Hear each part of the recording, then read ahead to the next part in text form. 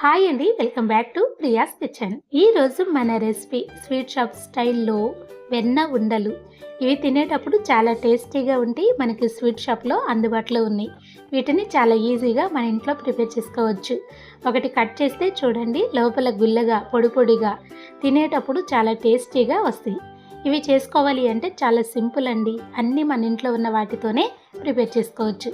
దీనికోసం ముందుగా ఇలా ఒక బౌల్ తీసుకుని అందులోకి 1 కప్పు పొడి బియ్యపిండి యాడ్ చేసుకోవాలి.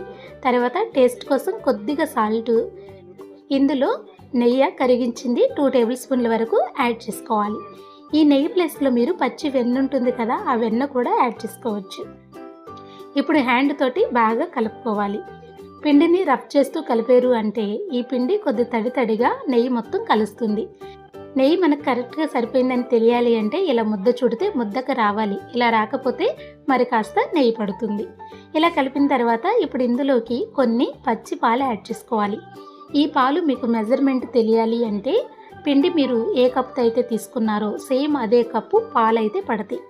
అన్ని పాలు ఒకేసారి యాడ్ చేయకుండా ఇలా 2-3 సార్లుగా యాడ్ చేసుకుంటూ చపాతీ పిండిలాగా ఈ పిండిని బాగా కలుపుకోవాలి.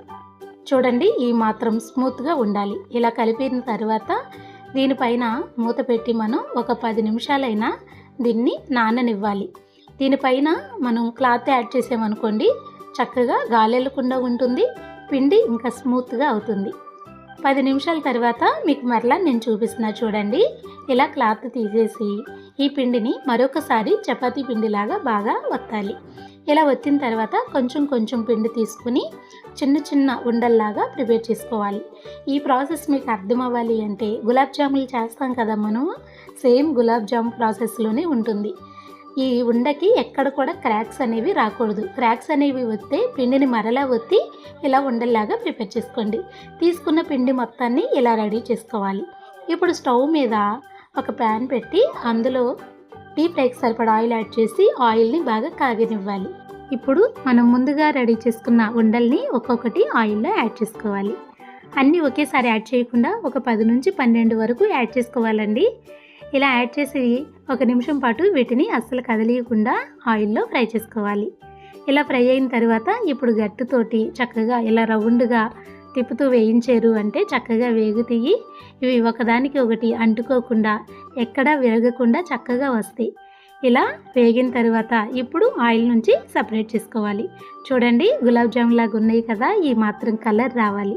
ఇలా వేయించుకున్న వీటిని ఆయిల్ నుండి సపరేట్ చేసుకుని ఒక బౌల్లో యాడ్ చేసుకోవాలి.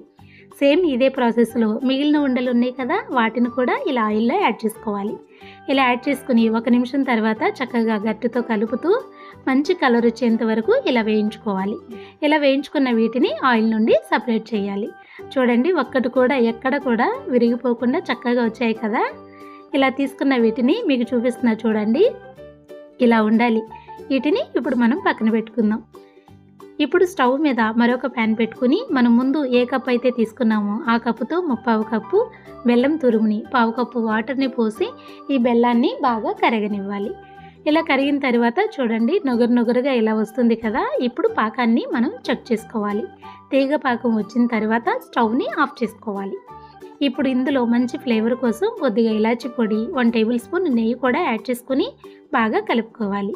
ఇలా కలిపిన తర్వాత మనం ముందుగా వేయించి పక్కనుంచుకున్న ఉండల్ని యాడ్ చేసుకోవాలి. ఇప్పుడు చక్కగా కలుపుకోవాలి. ఇలా కలుపుతూ 1 నిమిషం పాటు మీరు కలిపారు అనుకోండి, ఈ పాకం మొత్తం ఈ ఉండలకి పట్టుకుంటుంది. చల్లారిన తర్వాత ఇవి మంచి కలర్లోకి వచ్చేస్తాయి. చూడండి, చల్లారిన తర్వాత మీకు చూపిస్తున్నా ఇలా ఉంటాయి. బెల్లం పాకం అనేది పైన ఇలా కోట్ అవుతుంది. తినేటప్పుడు స్వీట్గా ఉంటుంది, క్రంచీగా చాలా టేస్టీగా ఇవి వస్తాయి. ఈ టేస్టీ రెసిపీని మీరు చేయాలి అంటే తప్పకుండా ట్రై చేయండి. మన వీడియో కనుక మీకు నచ్చితే లైక్ చేయండి, మీకు తెలిసిన వారికి షేర్ చేయండి. Thank you.